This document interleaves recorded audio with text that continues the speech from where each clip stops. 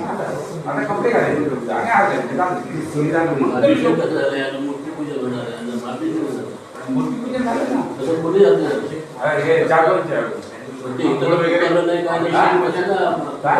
सांगायला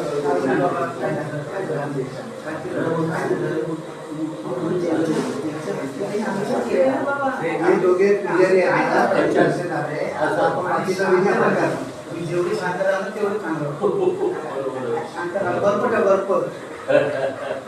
समजा का आपलं बरपट गरम का थंड तयार होऊ द्या हो